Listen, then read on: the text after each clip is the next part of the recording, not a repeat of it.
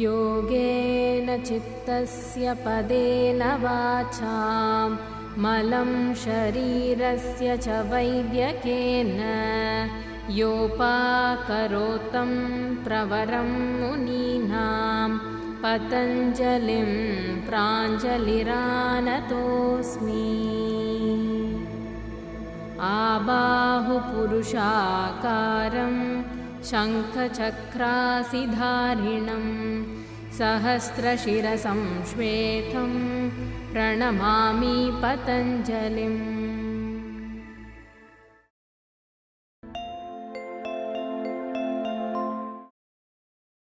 Hope you've been finding the episode so far useful.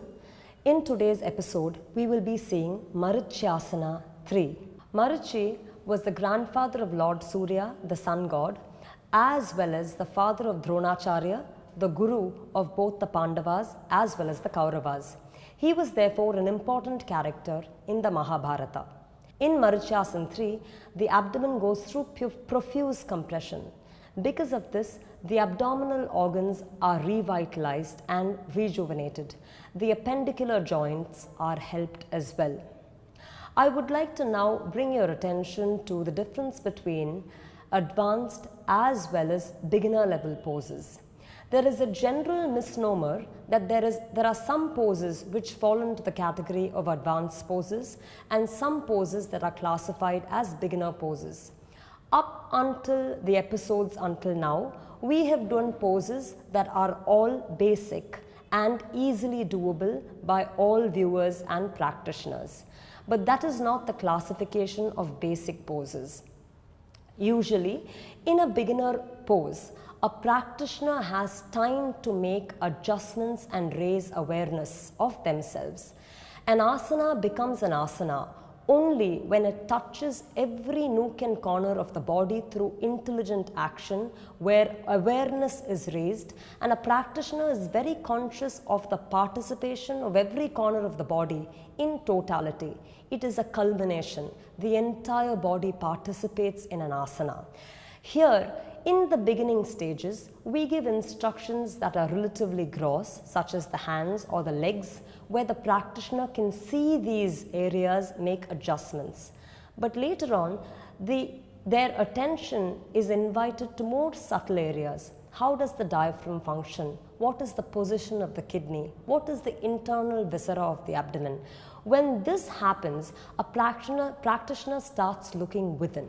For example, when we talk about an instruction, say push the thighs back, the practitioner would then consider the thigh and push the thigh back. But then if we say by pushing the thigh back, the anterior spine is raised and the diaphragm is stretched, then the attention or that instruction causes the practitioner to start looking within. He starts looking at the anterior spine, the position of the diaphragm, and therefore the mind goes through an internalization. There is a state of meditation where the practitioner is able to look within themselves and then get absorbed into the pose. Therefore, asana initiates dhyana as well. In this manner, the more subtle the practice becomes, the more internalized the practice is. And that is an advanced state. It is really not about how complicated the pose is, rather it's about how internalized and how penetrative the state is. Also, when it comes to the misnomer that advanced asana means very complicated contortions, we must understand that yoga as a subject is for one and all. Everybody must be in a position to practice it. So if we only consider very complicated or contorted poses where the body goes through a contortion, then these poses may not be practicable by everybody, and even for those who practice, they will not be in a position to wait long enough to make subtle and penetrative corrections. Hence, we must always practice foundational poses. Every single one of the poses mentioned in these 26 episodes are all poses that fall into this category of everyday practice, and hence we must maintain a practice of all foundational poses at all times. This doesn't go to say that any pose is important or unimportant. All are important, but beginner level or basic poses where one can stay long enough to correct must not be forgotten. Now we will see Marichyasana in the upcoming segment.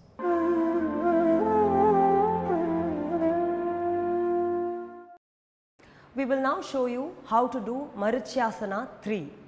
We start in Dandasana, feet and thighs together, shins together, calves pressed down to the ground, thighs pressed down to the ground, from which the abdomen, particularly in Marichyasana, because the abdomen will go through a compression, you have to make sure it has a tall upward release. So you have to press the thighs down, keep the groin soft, using the spinal strength, raise the spine up, chest wide, away from the sternum, the breast has to open away from the sternum, collarbones wide, back ribs have to come hooking in and the chest raises up.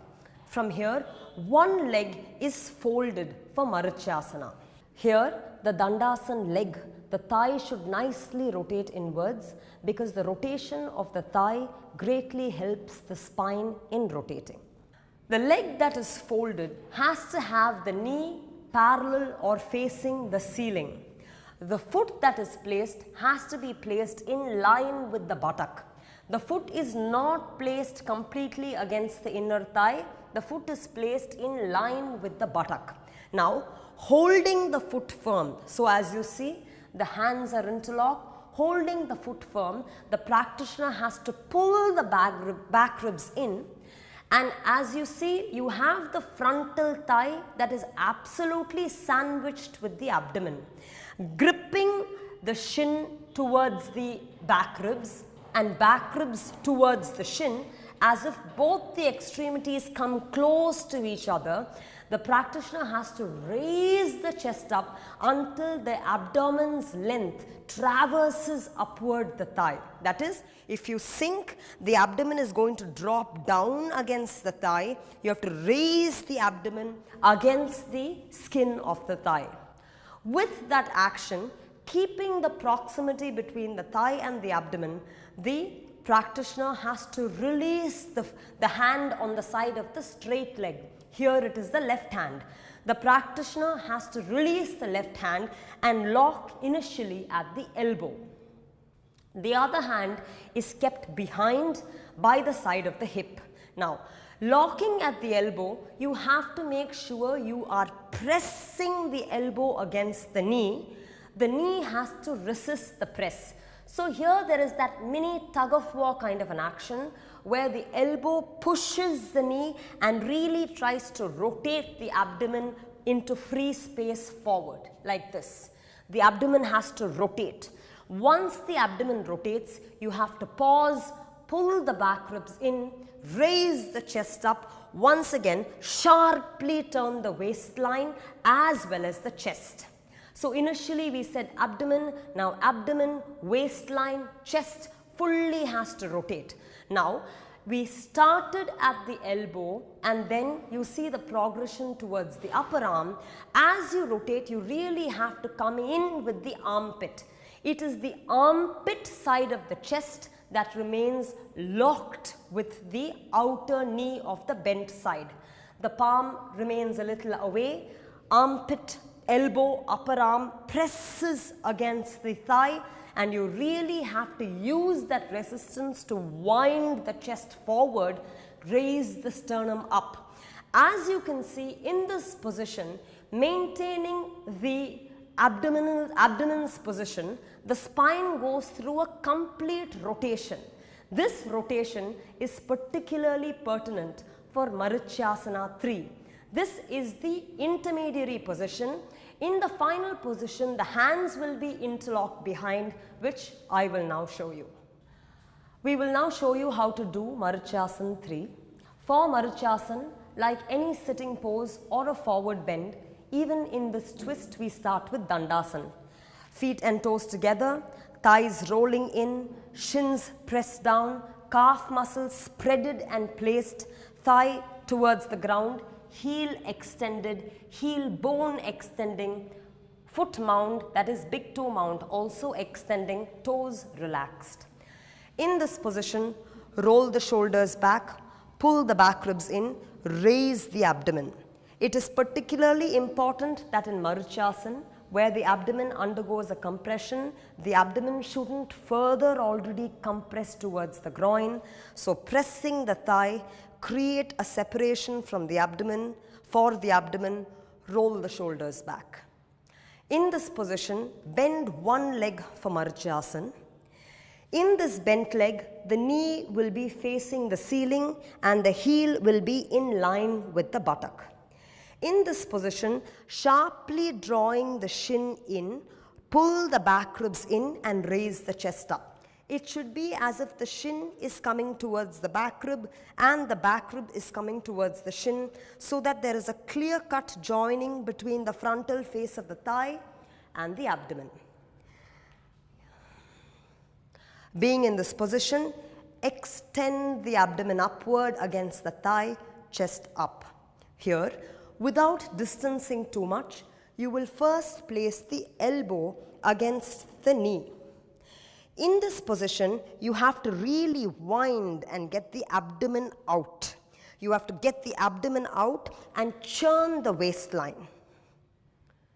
While churning and the waistline and the abdomen, the chest will remain lifted. From there, you progress to the second position, where you place the upper arm against the outer knee. Here there has to be a tug of war kind of an action, where pushing the knee with your hand, you rotate the abdomen. The knee resisting, you should further rotate the abdomen and chest. So you have to use the hands and knees to create that churning movement, rotation of the spine. From here, I will move to the final pose, where the armpit comes against the outer knee and the hands are intertwined behind. The straight leg will continue to be in a Dandasana with the thigh rolling inward, because that assists the rotation of the thigh.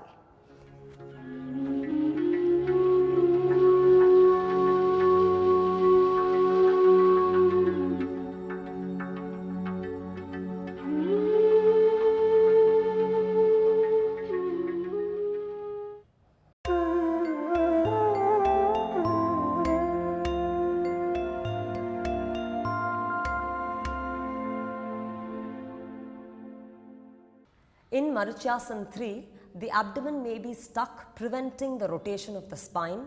We will now show you how to release the abdomen such that the rotation of the spine is complete. Here, a practitioner starts with bending their leg, fixing the arm for Marichyasana. While the arm is fixed in Marichyasana, initially the arm is fixed in such a way that the abdomen does not separate from the thigh. So here a practitioner has to push the elbow against the knee, keep the knee stable, and in that process rotate the abdomen.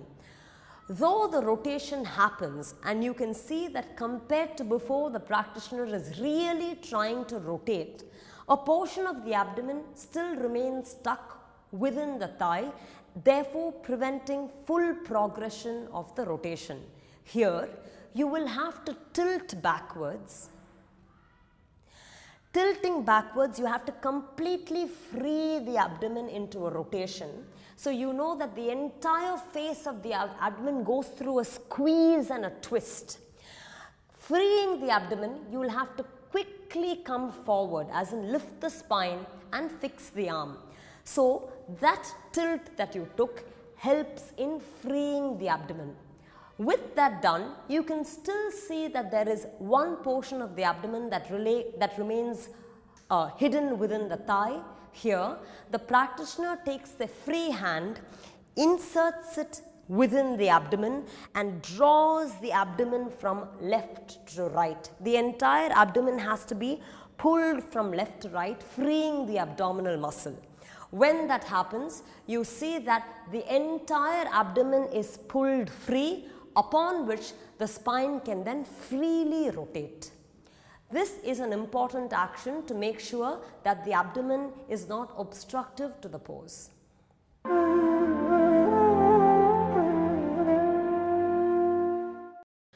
Now we will see some situations in which props are used in Marichyasana. Props have versatile applications and should be purposefully used depending on the needs of the practitioner. Here this practitioner is right now in Marichyasana, the independent pose. As you can see, there is a slight fall of the spine. The spine tilts away from the pose, as in it tilts backward.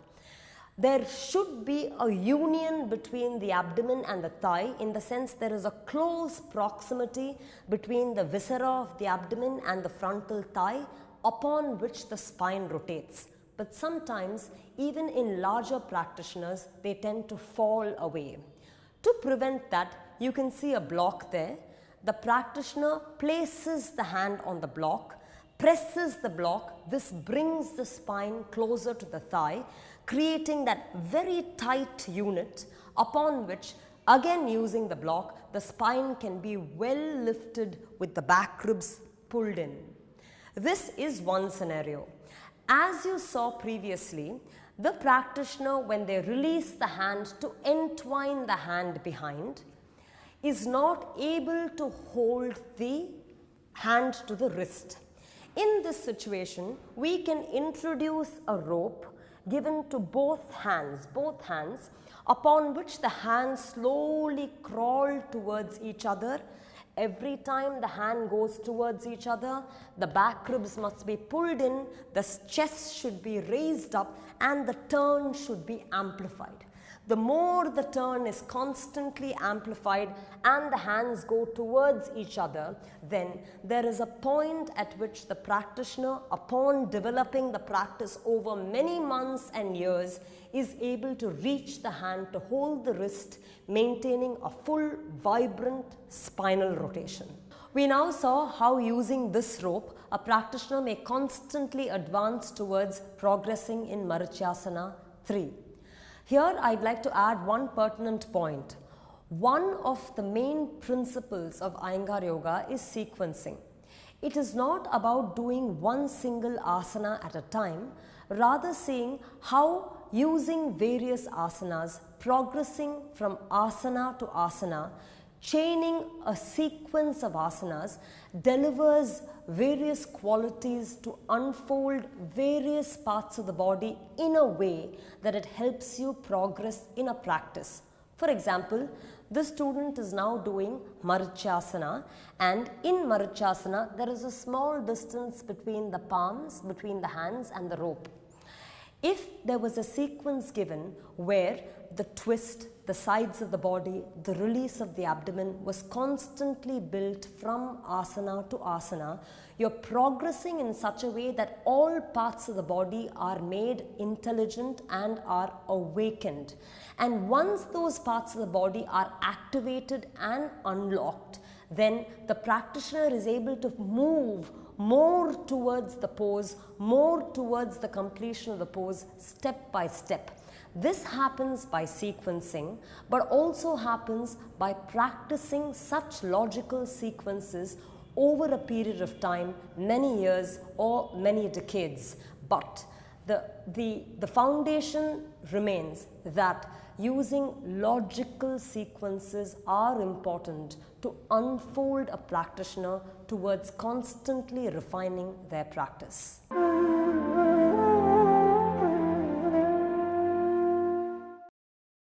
We will now see the third variation of Marichyasana 3 in the standing pose. This is called Uttita Marichyasana 3. In the traditional pose, as you know, one leg is kept straight and the other leg is bent. This will be followed in the Uttita variation as well.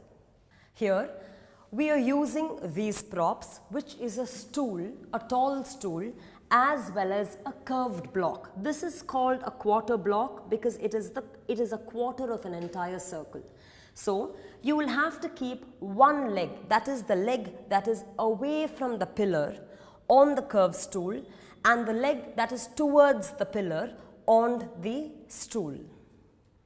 Here, there must be no gap between the hip and the wall. So there is the bent leg which is kept on the stool, there is the straight leg which is kept on a curved quarter block. Here, this leg resembles the Dandasana leg and that leg resembles the Marichyasana leg. The hip should not be thrown away from the wall. The hip should be kept close to the wall. Here the practitioner then raises the chest up and pulls the back ribs in. Rolling the shoulder back, you will have to have a profuse inclusion of the back ribs. When the leg goes up, it's pertinent to note that that buttock should not ascend up. The buttock should be kept low so that the spine is long, and then the leg should be placed on top. With that, the practitioner then goes through a twist where one hand goes around the pillar and grips it. The other hand is placed by the side of the chest, pushing against the wall. So there is a hand that goes around and that becomes the pulling hand, and there is a hand that pushes the pillar, which becomes the pushing hand. During this process, one must not remove the hip from the wall. The hip stays joint with the wall with a tight contact with the wall. Then grabbing the hand, pulling the hand around the pillar, one has to draw the back ribs in, and pushing the hand against the pillar, one has to complete the rotation of the spine, raising the chest up. Here, as you see, there is a freedom to the abdomen to completely rotate, hence the entire length of the spine, starting from the pelvis, dorsolumbar, dorsal and cervical, there is a full rotation of the spine, aided by the rotation of the thigh as well. Hence, from the leg to all parts of the body, there is total inclusion in the completion of the asana, which is therapeutically very beneficial as well. I would like to add that the usage of the quarter round is so done because it assists in the femur going into the socket, which gives the freedom of the spine to elevate and move upwards. So, the quarter block is used to give the spinal liberty, freedom, elevation to move. The stool is used to provide the necessary framework for Marichyasana 3. The pillar is used to aid in the rotation. Hence, every prop chosen here has a particular and necessary use which must be thought of while using props. It should never be the situation where props are used in any way whatsoever. Props have a genuine purpose, and that should be thought of.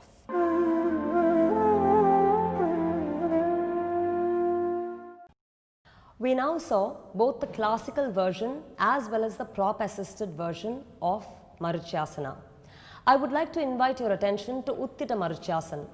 Uttita Marichyasana is a classical example of how a classical pose, that is the original pose, has been revolutionized by Sri B.K. Iyengar. The classical pose first may not be possible for everyone to practice. Secondly, the classical pose offers so many benefits that a practitioner may be deprived of the same if he couldn't practice it. Uttita Marichyasana is such a variation where this practice is opened up to all practitioners. Everybody is in a position to do Uttita Marichyasana or variations of Marichyasana, and people can heal greatly from the practice of Marichyasana as well. It not only makes the pose available to everybody, it also helps people benefit from the therapeutical aspects of the pose as well. Uttita Marichyasana, as you know, or Marichyasana itself, goes through a pronounced abdominal compression. This leads to a rejuvenation of the abdominal organs of the abdomen, liver, colon, spleen, intestines, the gallbladder. All of these are flushed with more blood and hence are rejuvenated. The kidney particularly is also greatly benefited. Apart from this, the Uttita Marichyasana variation offers a lot of freedom to the spine, where the spine rotates laterally. Spinal problems such as disc prolapse, herniation, spondylosis, these are conditions which can be healed quite well by the practice of Marichyasana. There is a word of caution for people who are undergoing bouts of diarrhea. Menstruating ladies, pregnant women should not practice Uttira Marichyasana or Marichyasana in itself. In the upcoming segment, we will see back bends. Until later, happy practicing.